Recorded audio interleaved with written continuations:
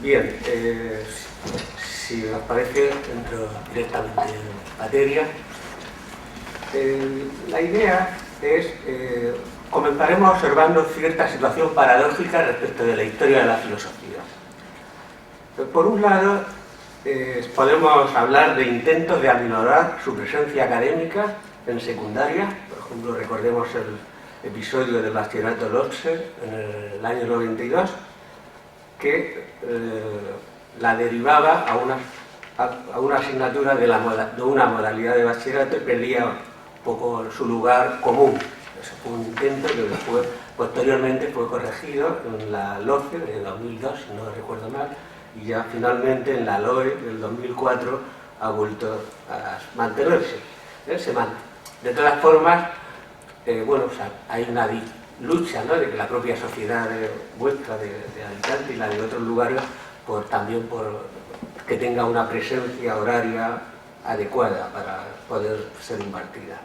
Pero bueno, se puede hablar de que hay intentos de aminorar un poco la presencia. Es un debate ya antiguo. Ya recordemos que ya Sacristán, en una célebre polémica con Gustavo Bueno, ya hablaba de que los departamentos de filosofía y la filosofía misma, en lugar de la filosofía del conjunto del saber, se quedara como una especie de disciplina instrumental, ¿no?, que perdiera un poco su carácter sustantivo, y proponía abiertamente en aquel famoso panfleto la desaparición de los estudios de filosofía en cuanto tales, ¿no? Quedara, bueno, no es lo mismo, pero sí que hay como una polémica que vuelve, que me temo que todavía no está lista la última palabra al respecto. En la universidad también se puede hablar, se puede observar intentos de aminorar la presencia de la historia de la filosofía. Aquí el lugar así, por ejemplo, la Sociedad Académica de Filosofía, que es la sociedad que agrupa a la mayor parte de los profesores del área de filosofía, pues ha denunciado en varias ocasiones, en comunicados, pues la marginación que sufren los profesores del área de filosofía, sobre todo por la preponderancia que profesores de otras materias, especialmente las de lógica, tienen en organismos de control, de profesorado, de la NECA, de los esenios, de lugares estratégicamente importantes, y ahí hay una lucha fuerte, y de cierta forma se podría decir que hay tendencias también a minorar el lugar de la historia de la filosofía en la universidad. El momento decisivo para mí fue, se lo comentaba antes a Adolfo, cuando la reforma de los actuales, cuando se crearon las áreas en la universidad, la estructura de áreas. Antes existían las cátedras, si alguno de vosotros todavía ha conocido aquel sistema, ¿no?, que era cátedra de historia, había cátedra de historia de la filosofía. De hecho, la filosofía siempre, en la mayoría de las universidades donde se viene impartiendo ya desde relativo tiempo, pues los catedráticos de historia de la filosofía siempre eran muy relevantes, ¿no? No eran los únicos, pero sí es verdad, luego los de ética, estética, fundamentos de la filosofía. Bueno, aquellas cátedras, que la verdad que tenían también sus vicios, hay que decirlo todo, pues se prestaban una estructura cuasi feudal, sufrieron una reforma enorme cuando se crearon las áreas, las nuevas áreas de conocimiento. Entonces, en concreto, el área no se creó área, así como era una cátedra muy importante en el sistema anterior, la historia de la filosofía. Sin embargo, en el nuevo sistema, la historia de la filosofía pasó a formar parte del área de filosofía, junto con otras materias que también eran en algunos casos cátedras y en otros casos no, como antropología filosófica, metafísica, teoría del conocimiento, fundamentos de filosofía. O sea, que lo que eran 4 o 5 materias clásicas que constituían cátedras, fueron todas ellas aunadas en una especie de cajón desastre llamada filosofía, mientras que las 3 materias, como fueron estética, lógica y ética, digamos, dieron lugar a áreas específicas dentro de la nueva estructura universitaria. Yo creo que esa jugada seguramente no la diseñó nadie de historia de la filosofía, precisamente. Creo que habría que situarla seguramente en una historia, de una sociología del sistema educativo español y concretamente de la filosofía. Es una cuestión importante de quiénes fueron las fuerzas impulsoras de esa remodelación de las áreas en la forma en que se hizo. De manera que yo creo que no sería disparatado afirmar que hasta cierto punto la historia de la filosofía fue bastante marginada en la actual estructura de planes de estudios de las facultades de filosofía. Por lo menos diluida, claramente diluida su identidad al formar parte de esa área, cajón desastre, que es el área de filosofía. Bueno, de manera que esta es una tendencia, de manera que estos días, reflexionando sobre el tema, me vino a la mente aquel texto de Feyerabend, que fue publicado en Teorema en 1974. Feyerabend escribía a propósito de la filosofía de la ciencia. Decía, filosofía de la ciencia, una materia con un gran pasado.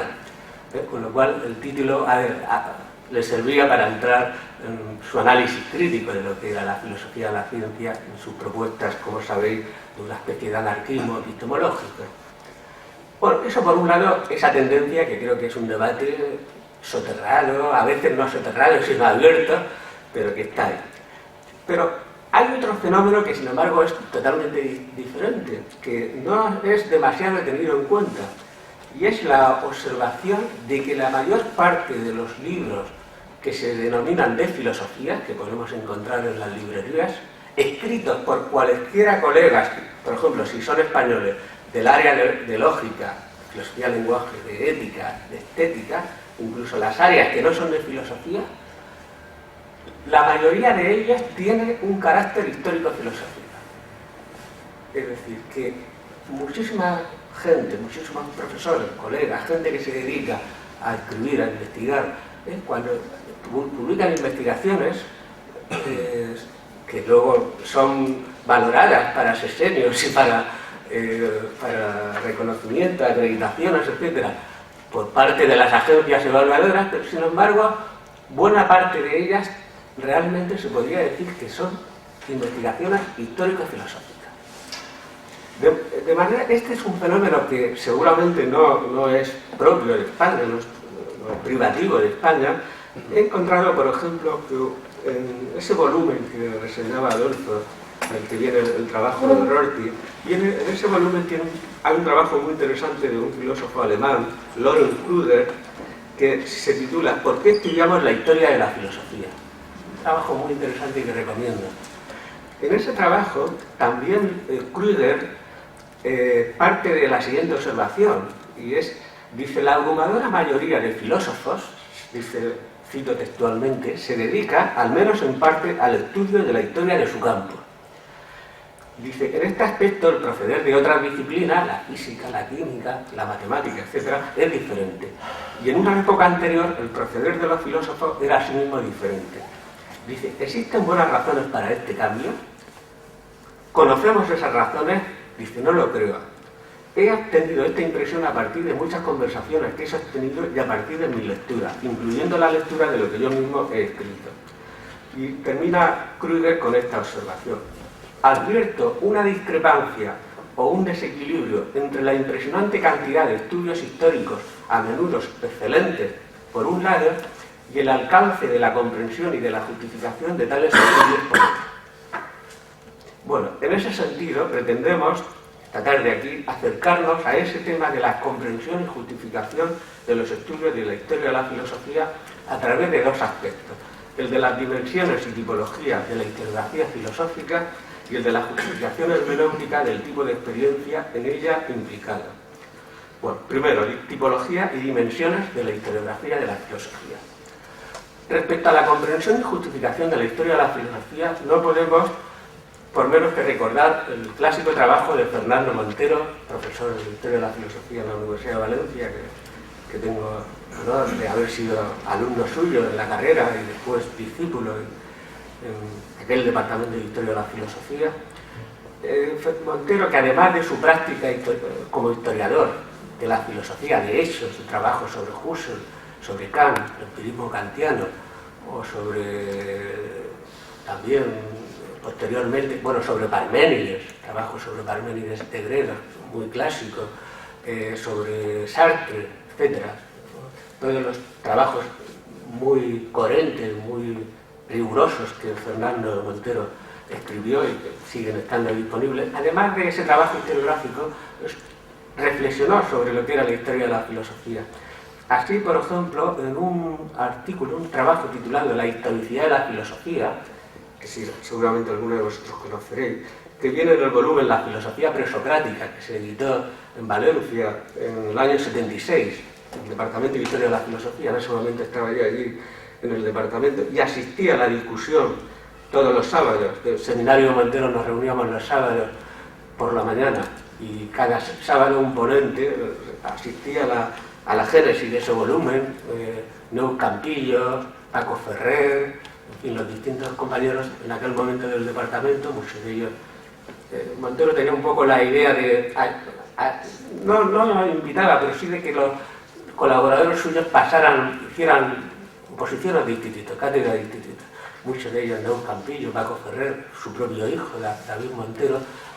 Casi todo el mundo pasó por los institutos, algunos luego volvimos a la universidad, otros se quedaron, ¿no? Pero todo el mundo con mucha valía científica. Allí se hicieron trabajos de historia de la filosofía muy interesantes. Bueno, pues en ese trabajo, la historicidad de la filosofía, Montero distinguía tres tipos de historia de la filosofía, que era la historia interna, la historia crítica y la historia externa. Ya dice que es una distinción que toma de Breillet, el historiador francés Breillet, que la modifica un poco y a partir de ella la discute. Esto era en aquellos años 70 lo que se podía considerar un cierto planteamiento avanzado de lo que era hacer historia de la filosofía. La historia interna, que es estudiar la coherencia doctrinal del pensamiento filosófico, por ejemplo, de un autor. Esa historia interna, Montero tenía sus críticas, porque él participaba de un planteamiento, digamos, de fundamentación fenomenológica, donde filosofía y mundo tenían que ser puestas en conexión. Ese era uno de los pilares básicos de la especie, digamos, de reflexión metodológica que él propiciaba. El segundo tipo de historia era la historia crítica de Breillet, retomada por Montero,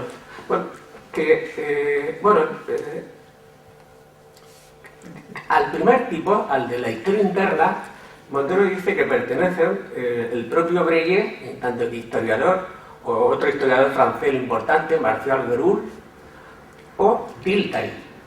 Esos son ejemplos de filósofos que se inscriben en esa perspectiva interna de la historia de la filosofía. La historia crítica es aquella que atiende a la comprensión de un sistema filosófico a partir de las fuentes doctrinales que operaron en él. Ese sería el segundo tipo, modelo de historia de la filosofía. Y habría un tercero, al que Montero llama historia externa, que corresponde a lo que generalmente se ha planteado como en la relación de la filosofía con otras actividades culturales, artísticas, religiosas, científicas, económicas, políticas, etc. A eso le llamaba historia externa. De manera que, según Montero, la situación era tres tipos de historia de la filosofía, o tres dimensiones, de cierta forma se podría decir también, de la historia de la filosofía. Bien, acercándonos, me ha interesado, pedía a Adolfo que me enviara el decreto, porque no lo conocía, de la regulación del bachillerato en la Comunidad Valenciana. Es el que he preparado la fotocopia de la historia, las hojas esas. Es interesante, en la página 47, o sea, 71.347, ahí el decreto distingue tres dimensiones de la historia de la filosofía. Digamos que eso es lo que el profesorado de filosofía en la Comunidad Valenciana debe de tener un poco en cuenta para su programación. Pero es interesante esas tres dimensiones de la historia de la filosofía, que son respectivamente, las llaman así, dimensión racional reconstructiva, dimensión historiográfica y función articuladora. La racional reconstructiva, he encontrado que esta distinción ya estaba presente en el decreto correspondiente de la LOPSE, en el año 96 aproximadamente. Ya en la LOPSE, el decreto, creo que también a nivel nacional, el famoso decreto de mínimos, como sabéis, hay, nacional, estatal, el decreto de mínimos que hace el Ministerio de Educación para toda España, y luego cada comunidad hace su concreción, ¿no? Pero yo creo que esta distinción entre estas tres dimensiones ya estaba presente en el año 96 y la Comunidad Valenciana ahora en el 2008 la han vuelto a poner más o menos de manifiesto. Bueno, esta dimensión racional reconstructiva dice que garantiza la relevancia intelectual de los problemas planteados y de las respuestas ofrecidas por los filósofos en el pasado para nuestra comprensión presente de estos mismos temas. Es decir, que ahí lo que se nos dice es que la historia de la filosofía es una especie de ayuda importante para plantear hoy los temas que hoy tenemos. En cierta forma, la historia de la filosofía, reconstrucción racional, sería hacer una reconstrucción racional de los problemas de la historia de la filosofía, poniéndolos en relación con problemas que nos podemos plantear desde la perspectiva actual. Esa sería la dimensión, orientación de la historia de la filosofía, una primera, que es además en la que insiste especialmente el decreto. Como podéis apreciar, hay 2 párrafos enteros que detallan algunas actividades propias de esa dimensión. No voy a entrar mucho en detalle, después si acaso en el debate puede ser un momento de volver. Solamente que la tengamos aquí presente toda esta distinción. La segunda dimensión habla de la dimensión historiográfica, diferente de esta. Aquí dice que habría que proporcionar una información básica sobre el contexto. Historiográfica tiene que ver con el contexto, que permita localizar filósofos y sistemas. Al alumno hay que transmitirle esa información básica. Y en todo caso también esclarecer las condiciones de la génesis, cuáles son las condiciones por las que se ha generado un texto, por ejemplo, o un tema. Y su similitud y diferenciar respecto a otros productos culturales como el arte, la literatura, etc.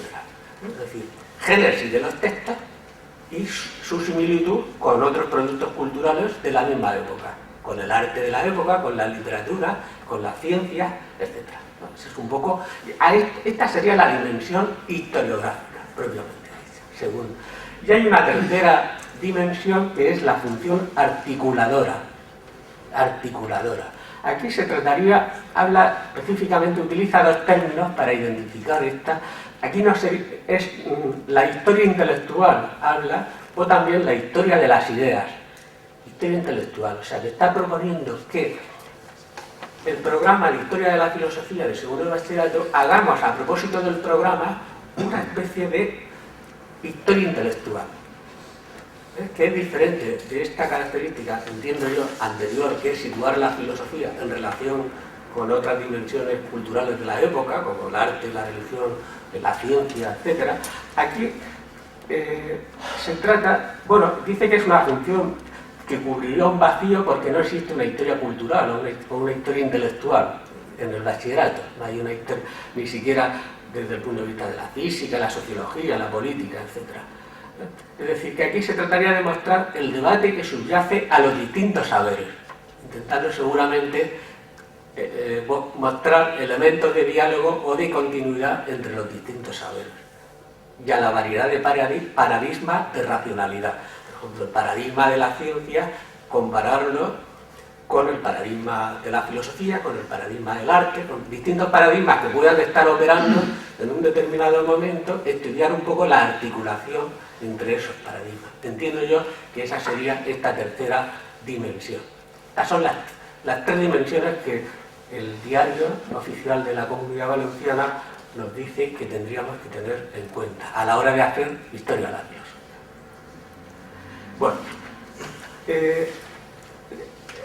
esta distinción entre dimensión reconstructiva y dimensión historiográfica, las 2 primeras, ha sido reformulada por Richard Rorty en la distinción entre reconstrucción racional, utilizando el mismo término que utiliza el diario oficial, y reconstrucción histórica. Ahí modifica, y entonces, si os parece, pasamos un poco, porque creo que puede tener su utilidad. Me parece que el texto de Rorty es muy útil, muy lúcido. Yo, por lo menos, de lo mejor que me he encontrado como un material que nos pueda ayudar a plantear este trabajo, que hemos fotocopiado algunas páginas, se titula La historiografía de la filosofía, 4 géneros.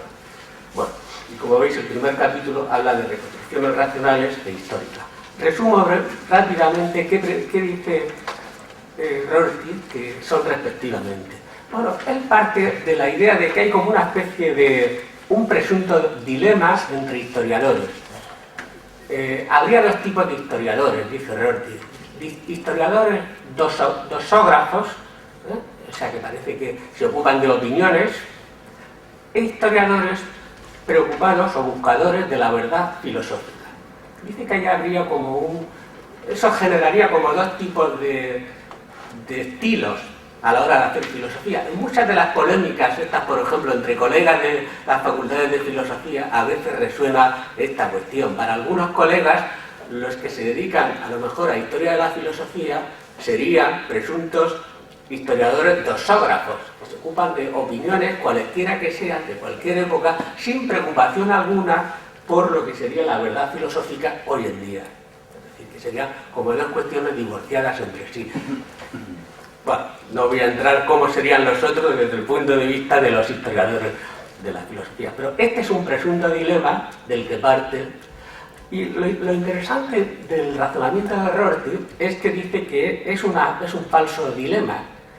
Él defiende, porque entonces, reconstrucción racional, que es el punto de vista que él encuentra muy extendido entre él, que proviene de la tradición analítica, ¿no? Aunque como sabemos ha proporcionado un análisis crítico de esa tradición analítica, a la que ha sometido a un serio veredicto al mismo tiempo, ¿no? Una especie de transformación radical de la tradición analítica, por lo menos clásica, pues encuentra que buena parte de sus colegas analíticos de procedencia, lo que ellos hacen, que no le llaman historia de la filosofía, pero en realidad son reconstrucciones racionales. Reconstrucciones racionales. Es decir, tratar, eso lo dice claramente, tratar a los otros filósofos como contemporáneos. O sea, que el historiador que hace reconstrucción racional, aunque se llame o no se llame historiador, se llame filósofo de la mente o como se llame, cuando estudia filósofos empiristas, estudia Locke, estudia Hume, estudia Kant, etc., está tratando a esos filósofos como contemporáneos. Es decir, ¿qué podría decir Hume o Kant a propósito de tal problema que nos estamos planteando hoy en día en filosofía de la mente, en filosofía del significado, o teoría del significado o cualquier tema? Eso sería hacer comparecer a las teorías y filósofos antiguos a la luz de problemas actuales, y llevar a cabo conversaciones entre nosotros mismos y los poderosos muertos. Esa sería esa manera de expresarlo. El ejemplo que propone Rorty de este tipo de historiografía sería el célebre trabajo de Strawson acerca de Kant, los límites del sentido, traducido, About Options. Bueno, este sería un modelo historiográfico que es caracterizado así, reconstrucción racional, que en este caso además coincide con la terminología del diario. El segundo modelo, que sería aquel que esos historiadores dosógrafos, bueno, no, aquí sería, de esta manera de decirlo, que los errores del filósofo muerto parezcan menos errores colocándolos en el contexto de los oscuros tiempos en que fueron escritos. Esa sería la perspectiva de la reconstrucción histórica. Es decir, la idea es que los filósofos muertos, y con los límites que mostraron respecto a los temas, a los planteamientos de los temas, hay buenas razones actuales, contemporáneas, para describir a estos filósofos también en sus propios términos. De eso se trataría. O sea, sería la búsqueda de un conocimiento histórico. El modelo historiográfico que cree Rorty, que ha desarrollado tanto en trabajo historiográfico de campo como en reflexión metodológica, sería Quentin Skinner, el historiador vivo todavía, que gran especialista en el pensamiento político de Maquiavelo, junto con Foucault, y que han creado una rama importante de la historiografía contemporánea. Bueno, ese sería como un modelo, aunque luego nosotros podríamos decir que hay otras escuelas que no bajo la inspiración de Skinner, pero que trabajan también desde una especie de reconstrucción histórica, que harían reconstrucción histórica. Bueno, lo que considera Rorty es que la búsqueda de tal conocimiento histórico nos ayuda a reconocer que esos filósofos muertos han tenido formas de vida intelectual distintas a las nuestras. Por ahí se ponderaría ese aspecto. Y en ese sentido, las reconstrucciones históricas tienden a plantear qué es lo que los pensadores muertos, es una expresión que hoy lo utilizo porque en diversos contextos Rorty la utiliza, habrían dicho a sus contemporáneos. No a nosotros, sino a sus contemporáneos. Bueno, él propone un ejemplo de esta reconstrucción histórica, aparte del modelo historiográfico de Quentin Skinner, sería el trabajo de John Donne, Obligación política en su contexto histórico, un trabajo publicado en Cambridge en 1980. Bueno, la idea de Rorty es que ambos modelos de formas de historiografía filosófica son necesarias, una y otra, porque nos advierte que, en este caso, la reconstrucción histórica es necesaria porque nos advierte que los problemas que trataron los autores, los muertos, los pensadores muertos, son productos históricos. O sea, este tipo de historiografía no sé. Pero su idea es que no existe conflicto entre ambas reconstrucciones. No existe conflicto. O sea, cada una tiene su propio campo. Bueno, con lo cual aclara que es solamente un presunto dilema el que tendríamos en esa alternativa. Me parece interesante el tercer género o forma de historiografía filosófica que distingue, diferente de estas dos, es la que utiliza el término alemán, no utiliza ni siquiera el término inglés o español correspondiente, las Geistesgeschichtlich, que sería las ciencias del espíritu, la historia del espíritu. La historia del espíritu sería exactamente, la historia del espíritu sería la traducción. Ese sería un modelo historiográfico del que nos dice que su paradigma es Hegel, con lo cual ya tenemos ahí un ejemplo de qué sería historia del espíritu. Hegel, en su consideración del pasado, las propias lecciones de historia de la filosofía de Hegel sería ese modelo, pero dice que en nuestro tiempo, por ejemplo, Heidegger, Reichenbach, Foucault, Blumenberg y McIntyre se pueden citar como autores cuya historiografía filosófica o histórico-filosófica se pueden situar dentro de este tercer modelo o forma. Son historiografías que tienden a la autojustificación. Aquí la palabra clave sería autojustificación. Bien, es importante, este tercer modelo es en realidad es el que ha cobrado mayor fuerza en el tiempo. En otros textos Rorty dice que lo que hace Habermas, dice que lo que más le interesa de Habermas es lo que hace, por ejemplo, en el discurso filosófico de la modernidad. Primero. Y segundo, que el discurso filosófico de la modernidad es una forma de esta Geistesgeschichtlich, o sea, de esta historia del espíritu. O sea, pertenecería a este género. Bueno, este es un género privilegiado, porque estos historiadores, que son en realidad, estaría aquí en cierta forma una manera de hacer historia de la filosofía que se presenta como una alternativa directa a la propia filosofía. O sea, que hacer historia de la filosofía tipo historia del espíritu es prácticamente equivalente a hacer filosofía en nuestro tiempo. De hecho, esos autores Heidegger, Reichenbach, recordáis el célebre libro, ¿no?, de la filosofía científica que estudiábamos en nuestros años juveniles, Foucault, las palabras y las cosas, Blumenberg, la legitimidad de la era moderna, McIntyre, tras la virtud, todas ellas son obras que hacen un recorrido histórico de largo alcance y que recorren determinados problemas o problemáticas y cómo respecto a esa problemática pues se han ido pronunciando muy diversos tipos de filósofos, de manera que hacen grandes recorridos históricos.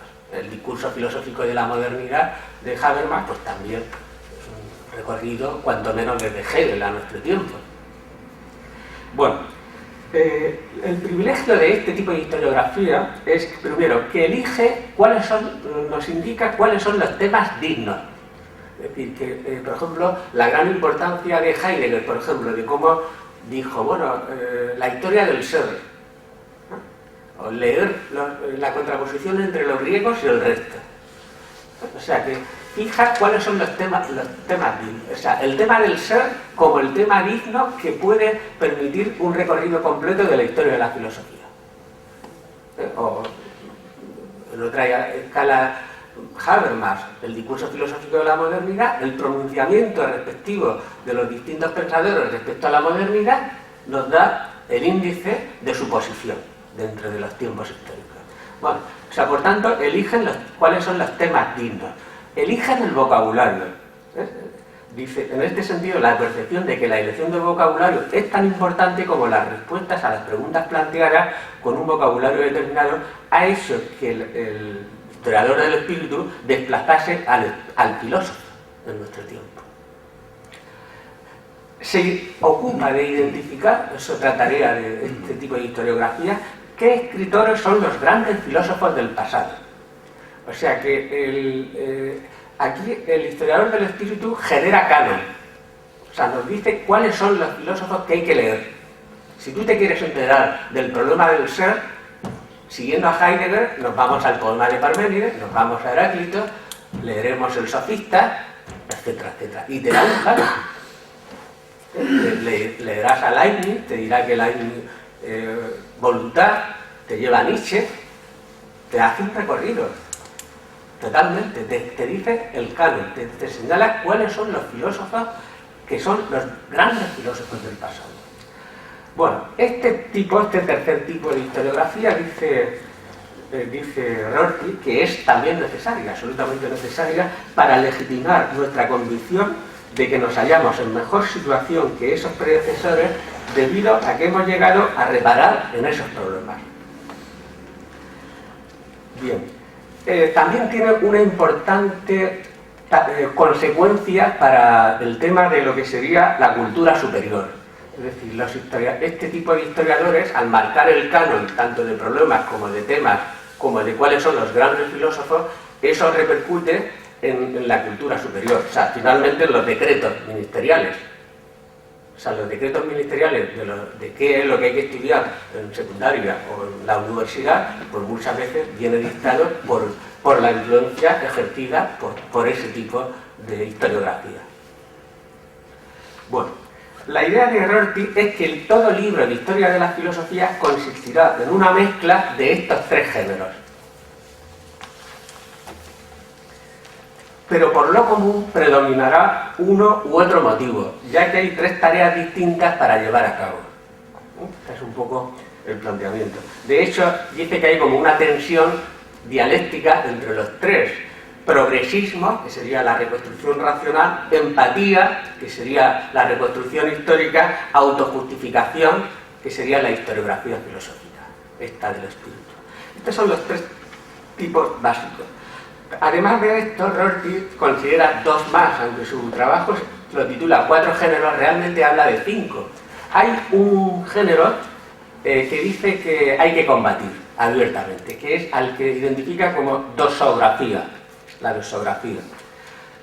Libros que parten de Tales de Mileto o de Descartes y van a parar a alguna figura contemporánea, a Wittgenstein, por ejemplo, muchos en el recorrido de la filosofía analítica, enumerando lo que las diversas figuras dijeron acerca de problemas tradicionalmente llamados filosóficos. Dice, este es un género que provoca aburrimiento y desesperación. Aquí es donde él pone, trabajan con un canon que tenía sentido en el marco de las nociones neokantianas del siglo XIX de los problemas centrales de la filosofía, que hoy no se toma en serio. Dice que la historiografía más influyente, que es esta del espíritu, no se toma desdeña la dosografía, por ejemplo, del tipo que es común, y los que cita como dosógrafos máximos no son pequeños: Windelband y Russell. Las historias de la filosofía, la historia de la filosofía del pensamiento occidental de Russell, o la historia de la filosofía de Windelband, del neokantiano a finales del siglo XIX, principios del XX. Dice que la dosografía sería el intento de imponer una problemática a un canon elaborado al margen de esa problemática, o imponer un canon a una problemática. Y se sostiene desde la idea de que la filosofía es el nombre de una especie natural, es decir, como si fuera una especie natural como el carbón, una especie natural, bueno, que permanece a lo largo de la historia. Desde Tales de Mileto a Wittgenstein habría como una especie natural que subsiste siempre a lo largo de todos los cambios. Ese sería el fundamento de la dosografía. Entonces, en este sentido, Trotsky tampoco es totalmente... dice, bueno, desconectada de la historia de los intelectuales, la historia de la filosofía cobra sentido solo si abarca 1 o 2 siglos. Esa es la recomendación. O sea, por ejemplo, él recomienda historias de la filosofía, por ejemplo, que digan de Descartes a Kant, que son 150 años. ¿Qué ha ocurrido de Descartes a Kant? Y entonces, recorridos que permiten dar cuenta de la gran transformación que se produce respecto a todos los problemas y temas filosóficos. Ese sería un ejemplo. Ejemplos delimitados, en la idea precisamente de que la filosofía se transforma históricamente y que no hay problemas filosóficos que subyacen como las estrellas del cielo, ya en aquella polémica de la concepción de los problemas que también otros autores han criticado. En este sentido, su recomendación es clara: debiéramos dejar de escribir libros con el título de Historia de la Filosofía que empiecen con Tales y concluyan con Wittgenstein. ¿Sabes? Su recomendación. Bueno, pero saltado este género, que no está incluido en uno de los 4, pero que me parece interesante resumir lo que dice, hay un cuarto tipo de historiografía a la que llama historia intelectual, que en este sentido viene a coincidir un poco, pasa que con una explicación muy diferente a lo que en el diario es esa tercera dimensión. Dice que es un género mucho más rico y difuso, este de la historia intelectual, y consiste en descripciones de aquello en lo que los intelectuales estaban empeñados en una época determinada. Historia intelectual, el centro aquí no es por especialidades, aquí se salta un poco, los que hacen historia intelectual no se fijan si el personaje, el creador, es filósofo, es científico, es teólogo, es un moralista, es un periodista, o sea, un poco... aquí el centro de atención del historiador es el intelectual, y el intelectual en relación con su sociedad. Entonces se trata de la interacción entre las ideas, los intelectuales y la sociedad en la cual se inserta. Entonces, por eso son historiografías que a menudo acompañan lo que sería descripción de las ideas con descripción de ordenamientos institucionales e incluso modelos disciplinarios, que tiene ese componente institucional y disciplinario como necesario. Un ejemplo, cita como ejemplo el trabajo de Thomson, La historia de la clase obrera en Inglaterra, por ejemplo. Ese sería un ejemplo de historia intelectual. O también de Thiering, Filosofía moral en la Harvard del siglo XVII. ¿No? O, por ejemplo, si se estudia la vida intelectual en la Bolonia del siglo XV. Eso sería el estudio. Dice que este tipo de perspectiva rompe, por ejemplo, la barrera entre figuras mayores y figuras menores de la historia de la filosofía. No se identifica con ninguno de los géneros anteriores. Y propone, por ejemplo, propicia incluir figuras que a veces en la historia de la filosofía tenemos problemas para incluir. Por ejemplo, Freud, ¿es filósofo o es qué? ¿O es científico? Weber, ¿es filósofo o es sociólogo? Dunas Scoto, ¿es teólogo o es filósofo? ¿Qué es lo que hay que estudiar en la historia de la filosofía? Montaigne, Paracelso, Grocio, Bailey, Lessing, Paine, Alexander Humboldt, Emerson, etc. Esas figuras, Kuhn, Thomas Kuhn, ¿pertenece a la historia de la filosofía, o a la historia de la ciencia, o a la historia de la ciencia? Es decir, que hay muchas figuras de la historia del pensamiento que en las consideraciones anteriores no tienen como un acomodo, y sin embargo muchas veces grandes revoluciones de ideas, por ejemplo Kierkegaard, que es pensador religioso, es un filósofo, o sea, el propio Marx, si se apura, el lugar difícil que a veces tenemos para meterle dentro de la historia de la filosofía, qué texto elegimos, qué es lo relevante de Marx para un programa de historia de la filosofía. En Murcia hemos tenido bastantes debates al respecto, porque son autores que exactamente desde el punto de vista del canon filosófico no es fácil, no porque sean menores en este caso, pueden ser mayores también, pero por ejemplo Heidegger decía que Kierkegaard finalmente es un escritor religioso. desde el punto de vista de su propia autoconcepción, Kierkegaard no es un filósofo. Entonces, ¿cuál es el lugar de Kierkegaard en la historia de la filosofía? Para mi otra maestra, Anne Heller, lo ha escrito en varios textos, dice que es sin duda el filósofo mejor, más creativo. No hay nadie como Kierkegaard, dice Anne Heller. Kant es el más, dice ella, el más completo, el más sistemático, el más importante históricamente, pero el más revolucionario, dice que es Kierkegaard. Pero ¿qué pasa con Kierkegaard en la historia de la filosofía? ¿En el bachiller o en la universidad? ¿Dónde está Kierkegaard? En la distribución de áreas, la lógica, pertenece a la estética, ¿qué es? ¿Dónde está? ¿En qué universo de ideas incorporamos a Kierkegaard? Estudiamos, hacemos historiografía. Bueno,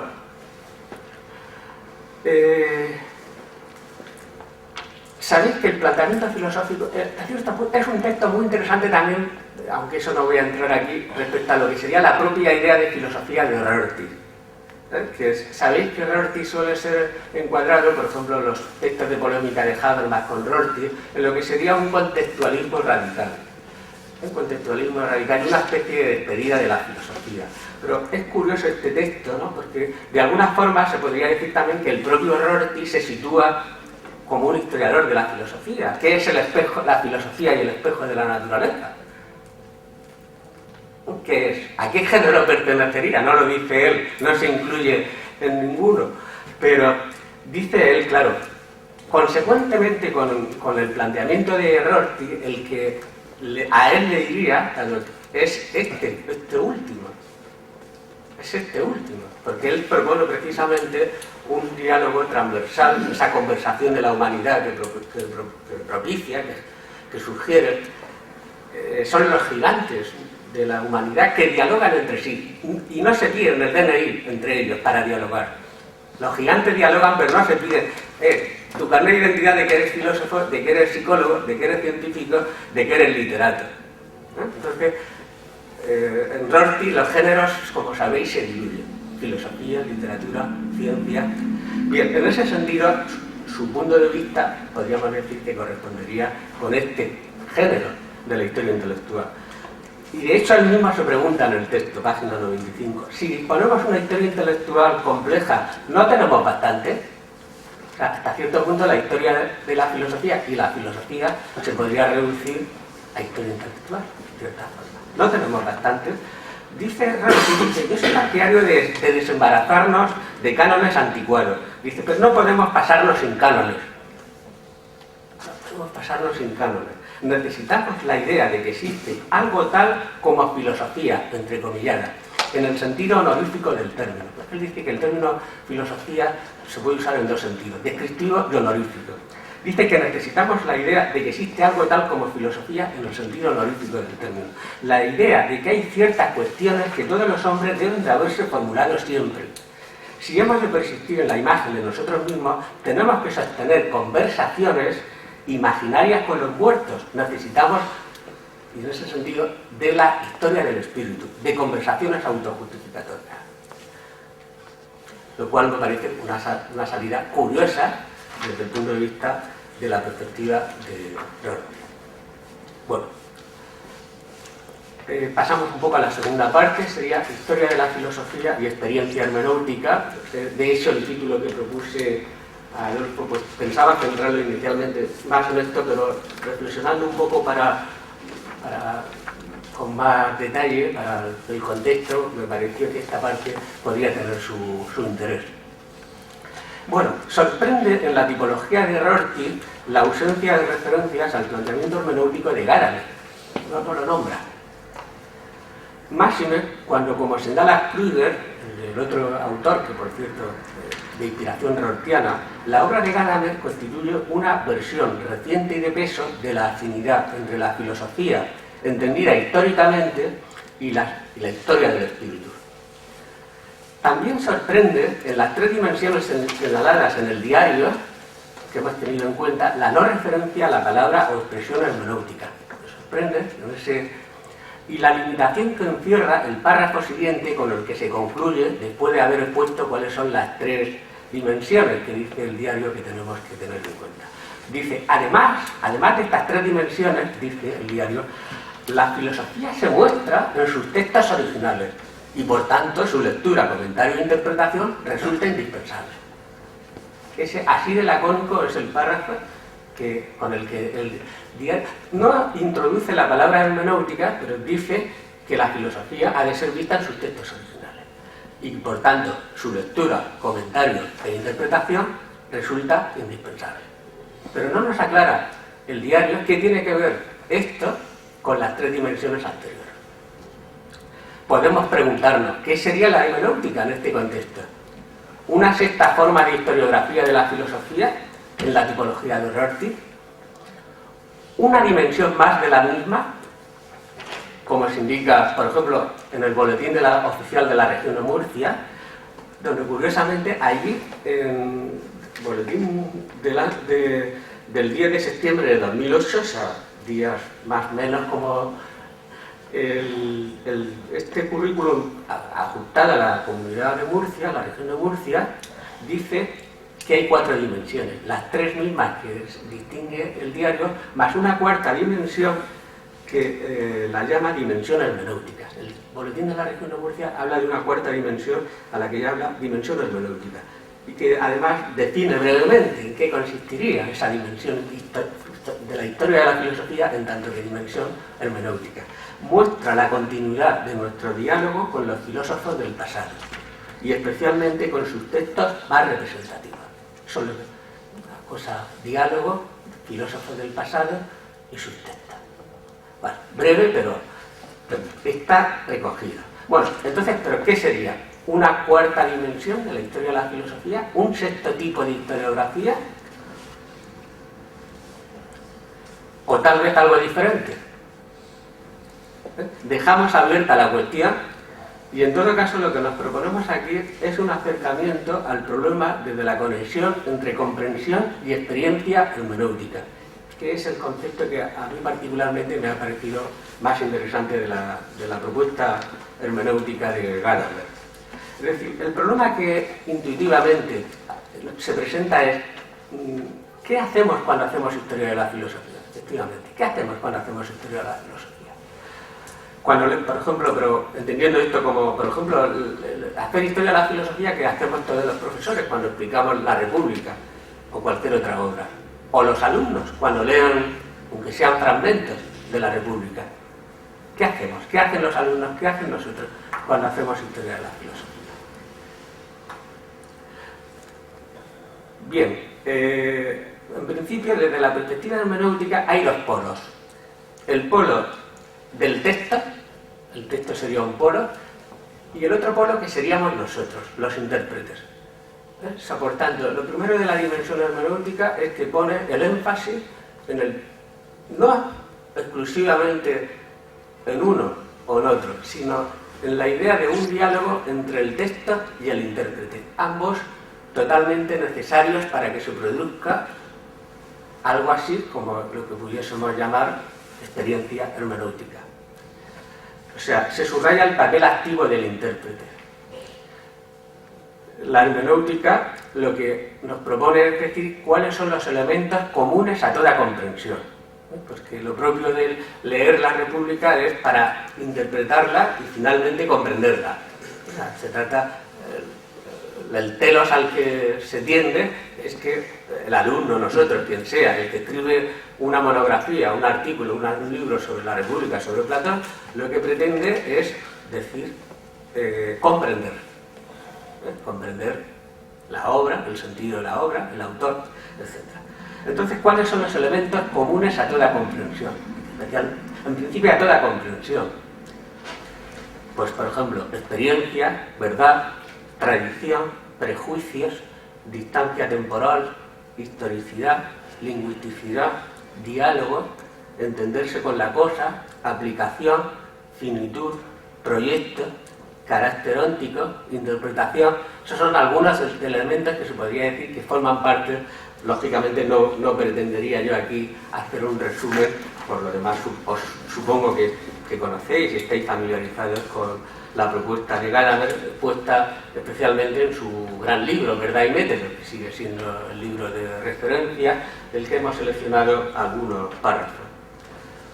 Bueno, lo que quiero señalar simplemente, que considero que es esencial, no estoy descubriendo nada nuevo tampoco con ellos, que es esencial el debate que Gadamer lleva a cabo con el historicismo, el historicismo sería el caballo de batalla con el que Gadamer se enfrenta, aunque lógicamente no podemos entrar aquí en esa cuestión. Como ha indicado algún especialista, o Tuá, cabe distinguir entre un sentido prescriptivo o normativo de la hermenéutica y un sentido descriptivo. Por ejemplo, el sentido normativo sería el propio de la hermenéutica religiosa, ¿no?, que estudia los textos, que son los textos de la Biblia o de cualquier tradición religiosa, intentando identificar cuál es el significado auténtico del texto. Se presupone que el texto tiene un significado auténtico y la hermenéutica estaría encaminada a proclamar ese significado auténtico que tendría como un carácter normativo. Es por ello que la hermenéutica religiosa y la misma interpretación religiosa, pues en cuanto a significado auténtico, muchas veces pues el peligro que tiene es que se genere un normatismo a partir de la hermenéutica establecida. Ese sería un sentido histórico de la hermenéutica. Otro sentido de la hermenéutica es el que le aplicó ese gran rótulo que podríamos llamar historicismo. El historicismo sería aquella tendencia que diría que para comprender una expresión del espíritu, sea la expresión del espíritu filosófica, artística, cultural, política, etcétera, del tipo que sea, hay que situarla en su contexto histórico. Esa sería quizá una cierta definición de lo que podría ser el historicismo. Hay que decir que la postura de Gadamer, de la hermenéutica, se distancia de ambas formas, ni normativa ni descriptiva. Para él la historia es verbal, palabra, y para que exista o perdure debe ser escrita. Lo escrito es posible reponerlo, leerlo, interpretarlo, comentarlo incansablemente. De manera que el único destino de los hombres, en tanto que hombres, sería escribir y leer. Leer y escribir. Esa sería, en ese sentido, si leer y escribir es esa actividad básica, entonces la actividad humana misma es hermenéutica. Bueno, desde aquí querría presentar lo que considero que son 5 notas básicas de la comprensión y de la experiencia hermenéutica. Sería título un poco de síntesis de los caracteres esenciales que yo considero que todos ellos de alguna forma, aunque Gadamer, ahora entraré, no los predica directamente de la historia de la filosofía, pero lo podríamos hacer. Bueno, el primer carácter, paso rápidamente, no sé cómo vamos de tiempo, si debo de ir pensando en algo. Unos 20 minutos más. Tengo 20 minutos más, hasta las 7:10. Muchas gracias por esa amabilidad. No, a lo mejor estáis cansados o tenéis costumbre de hacer una parada antes y después. No sé, ¿puedo seguir un poco? Sí. Bueno, la primera característica sería el carácter óntico de la comprensión. Carácter óntico y también la tesis de la universalidad de la hermenéutica que Gadamer pone solo al final, el apartado final de Verdad y Método, pero que yo creo que es una tesis muy característica. La del carácter óntico realmente solo la expone en el prólogo prácticamente, y la de la universalidad al final, pero yo creo que son dos aspectos que son esenciales. Bueno, ¿por qué? Porque la comprensión, lo que es comprender, encierra un elemento de verdad que dice Gadamer no es metodológico. Comprendernos y la verdad que le es inherente, porque la idea de Gadamer es que a toda comprensión hay inherente un momento de verdad, no hay verdad, no hay comprensión sin verdad. Por tanto, esa conexión no es metodológica, sino ontológica. no histórica o genética, como el historicismo podría suponer, sino real y actual. En este sentido, la tesis es comprender como experiencia humana del mundo. O sea, a lo que se remite es a la experiencia humana del mundo. Por eso, comprender tiene la estructura de la experiencia. Así, ante la pregunta ¿cómo es posible la comprensión?, que es la pregunta, digamos, de matiz kantiano, ¿cómo es posible la ciencia, el conocimiento? Pues Gadamer se plantea cómo es posible la comprensión. Pues ahí el que ha establecido Heidegger no es primero la existencia y luego la comprensión. La comprensión no es una de las formas de ser, sino que es la forma básica del ser del existente. Es decir, que ahí queda establecida la tesis de ese carácter óntico de la comprensión. A partir de aquí, la tesis de la universalidad lo que nos recuerda es que el fenómeno de la comprensión atraviesa todas las referencias humanas al mundo. Es decir, la comprensión abarca el conjunto de la experiencia del mundo del estar ahí. Y por eso la comprensión tiene validez también dentro de la ciencia.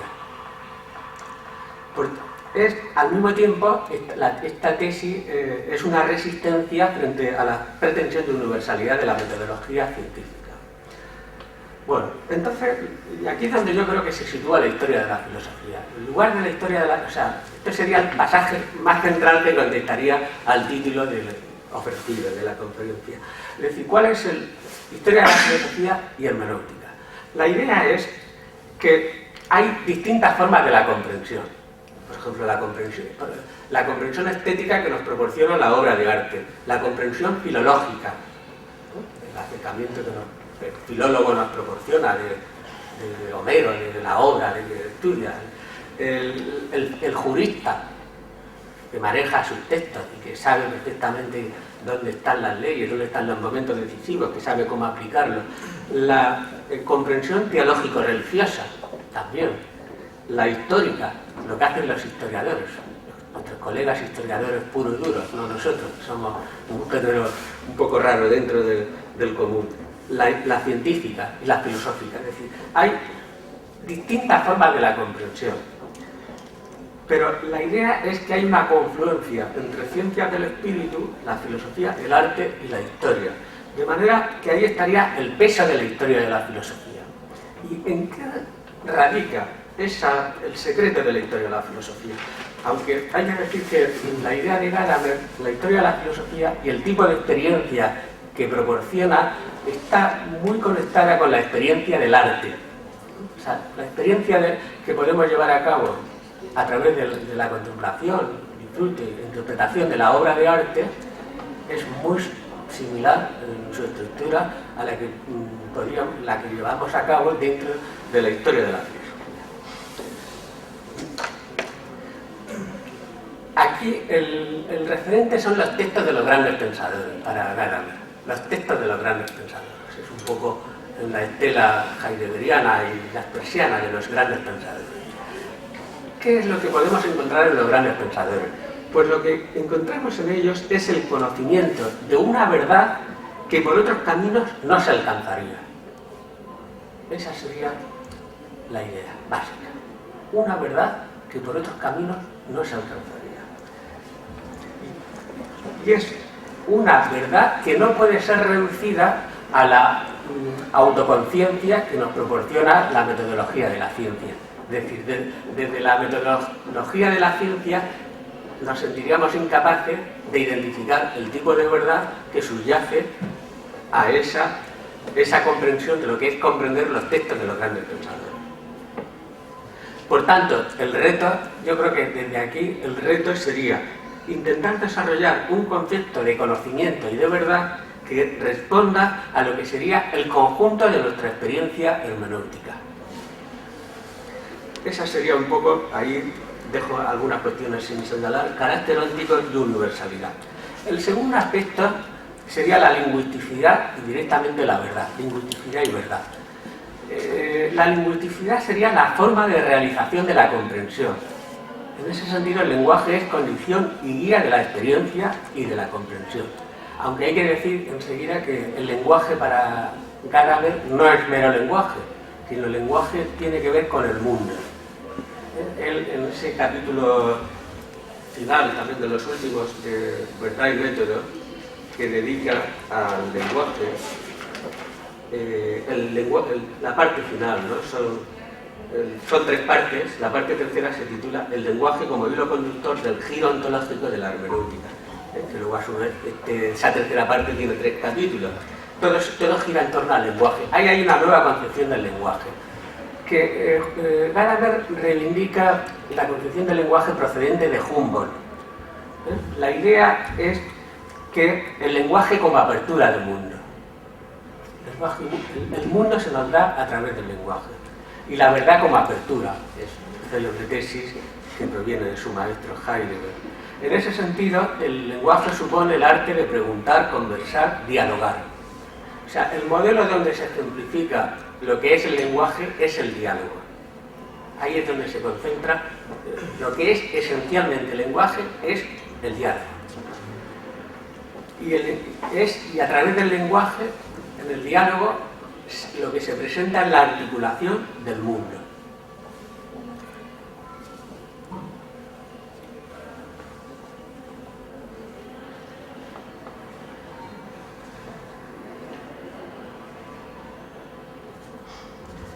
Algunos momentos de esta tesis, al lenguaje se debe que los hombres tengan un mundo. La existencia del mundo está constituida lingüísticamente. Este es el núcleo que expresara Humboldt con su frase que los lenguajes son perspectivas del mundo. No solo el mundo es únicamente mundo en la medida en que se expresa en el lenguaje. El lenguaje tiene su verdadera existencia solo en el hecho de que en él se muestra el mundo. La originaria humanidad del lenguaje significa, pues, al mismo tiempo, la originaria lingüisticidad del ser en el mundo humano. O sea, el hombre es un ser en el mundo y a través del lenguaje y el mundo nos son dadas de una manera paralela, simultánea. Sobre todo se contesta la teoría de que el lenguaje es un instrumento para conocer o para transformar. No es un instrumento sino que el propio mundo nos es dado a través del lenguaje. Bueno, esta es un poco la teoría del lenguaje que está presente en esa teoría del comprender y de la experiencia hermenéutica. Bueno.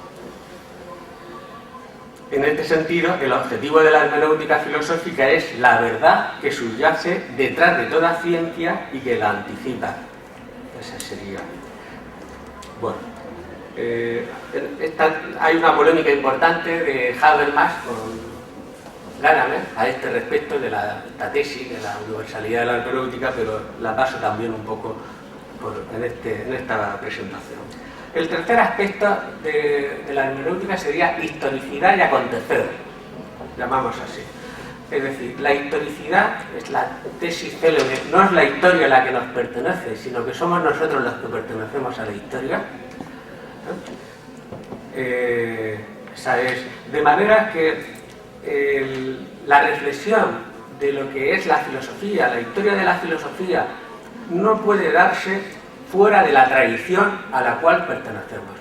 O sea, hacer historia de la filosofía para Gadamer es insertarse en la tradición. O sea, la tradición es como, en cierta forma, el elemento trascendental que hace posible que hagamos historia de la filosofía, por decirlo de alguna manera brusca y bruta también. Él se plantea, ¿no? Sí, porque como intenta evitar la filosofía del sujeto, por tanto también el kantismo, de la fundamentación trascendental, en ese sentido la hermenéutica no cumple el requisito de la autofundamentación reflexiva. Pero la pregunta es, ¿carece de fundamento la conversación con el conjunto de nuestra tradición filosófica? Bueno, es un poco esa historicidad y la idea de un acontecer, es decir, que pertenecemos a. La cuarta nota es negatividad y finitud. Aquí sería como el carácter dialéctico de la hermenéutica, de la experiencia hermenéutica y también de la historia de la filosofía. Este es donde propiamente se tipifica lo que es el concepto histórico de experiencia. hay que decir que Gadamer obtiene el concepto de experiencia desde una polémica con la perspectiva de la ciencia y con Aristóteles, Bacon, etc., ¿no?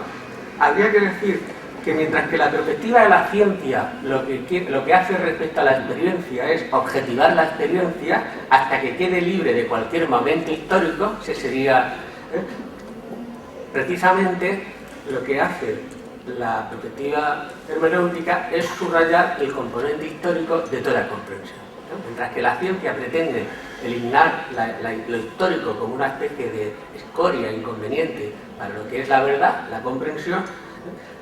Y aquí estaría justamente, en este punto, aprovecho para señalar, estaría el punto en el que Rorty se apoya para decir que hay dos grandes tendencias de la filosofía como epistemología y la filosofía como hermenéutica. Ya en la filosofía y el espejo de la naturaleza se basa, que serían dos conceptos de experiencia totalmente diferentes. Bien. Respecto a Aristóteles, por ejemplo, en Aristóteles lo que considera Gadamer es que hay como una conexión entre experiencia y concepto. De manera que la historia, o sea, tener en cuenta la experiencia en tanto en cuanto nos lleva al concepto. Pero precisamente en ese sentido, no solo digamos, la perspectiva de la ciencia deja fuera lo histórico, sino que hay esta segunda nota, es que la perspectiva clásica considera la experiencia solo en su sentido positivo, siendo así que lo esencial de la experiencia sería el aspecto negativo que encierra, que eso, el aspecto dialéctico, que en ese sentido el que supo ver ese elemento negativo de toda experiencia, pues sería Hegel, que es en el fondo el gran pensador con el que dialoga Gadamer en esa relectura del concepto de experiencia y de hermenéutica. Desde Hegel, a partir de Hegel, se señalan tres notas de la experiencia. La primera nota de la experiencia es la idea de algo que parecía algo y se revela como nada, ¿no? La idea de la negatividad de la experiencia. Esa sería la primera nota. Voy a resumirlo muy rápidamente porque los minutos concedidos se aproximan.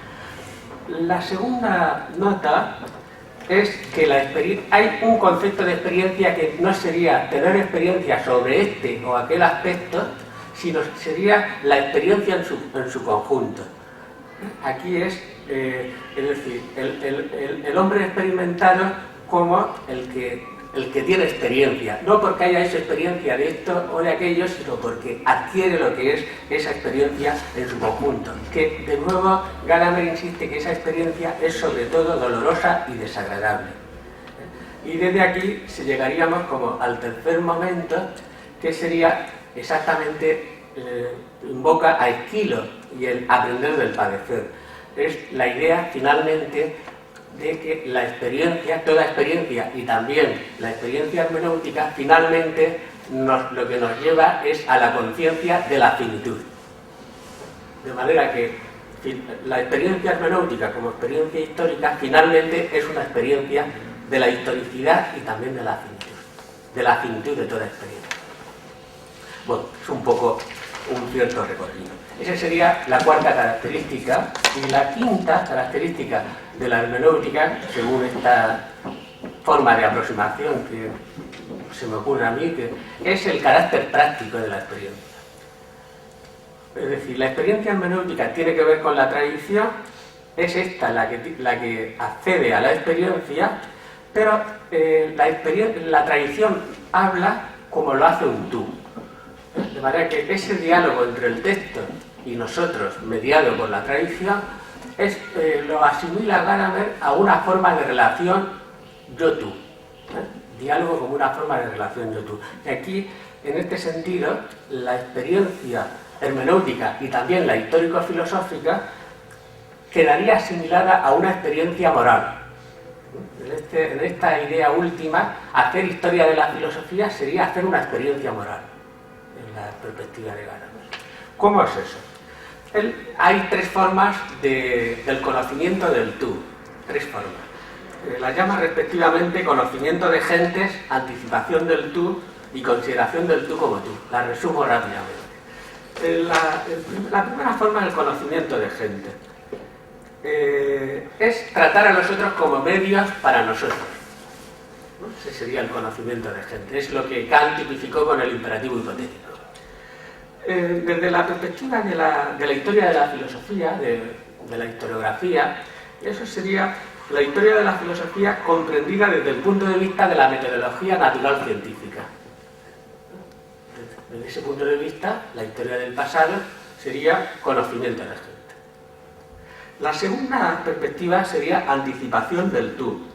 En esta segunda forma, el tú es reconocido como persona, pero su comprensión sigue siendo en relación con el propio yo, por decirlo así. Cuando se pretende conocer al tú, pero al mismo tiempo se le niega el derecho a que sus pretensiones sean totalmente legítimas. Dice, por ejemplo, Gadamer que esto sería propio de la dialéctica de la asistencia social. Cuando el asistente social acude, él ya se encarga de decir que lo que el tú tiene como legítimo. Si le van a conceder la ayuda de dependencia, la ayuda de domicilio, si le van a ingresar o le van a dar esta paga o no le van a dar, es el asistente social, ese sería esta segunda forma, que es como anticipación del tú. El tú es anticipado. Y en Historia de la Filosofía dice que esta forma sería la que subyacería, pues por ejemplo, a la Historia de la Filosofía de Hegel o a la Historia de la Filosofía de Dilthey. Estos, tanto uno como otro, en su proceder historiográfico, anticipan al tú, pero no le conceden su legitimidad, por decirlo así. Ya se encargará el historiador de decirle cuáles son sus derechos, como el asistente social. Bueno, esta sería la segunda forma. Y la tercera forma de diálogo y de forma moral, porque en el fondo todas estas tienen como ese un componente moral que subyace. La tercera es la consideración del tú como tú. Bien, esto implica no pasar por alto la pretensión del tú y dejarse hablar por él, ¿no? Esto sería la idea de pertenecer unos a otros y oírse unos a otros. Hay una defensa del oír frente al ver, ¿no? Dice Gadamer que la filosofía tiene que recuperar un poco la primacía del oír, ¿no? El lenguaje en su primigenio está relacionado con el diálogo oral. Y es un oír, es una interpelación de una voz que nos habla, a la que respondemos.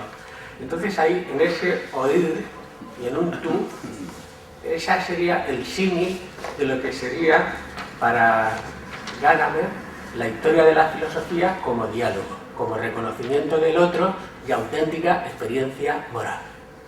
De hecho, sabéis que Gadamer asimila la hermenéutica a la frónesis aristotélica, es decir, el tipo de sabiduría propia de la hermenéutica, de la experiencia hermenéutica, es un saber práctico.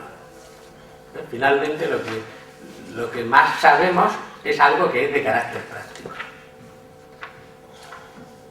Esto sería es una transformación de lo que sería la consideración del propio oficio. ¿De qué hacemos cuando hacemos historia de la filosofía? Bueno, el problema es elaborar un lenguaje común. Ese es el problema también en todo diálogo, en toda conversación. Bueno, básicamente la idea es asimilar el trabajo histórico-filosófico, o sea, cuando leemos La República de Platón, cuando leemos cualquier obra clásica, asimilarlo a este modelo de una conversación entre un yo y un tú. Bueno, por mi parte, creo que con esto es suficiente, por lo menos en esta primera parte. Muchas gracias.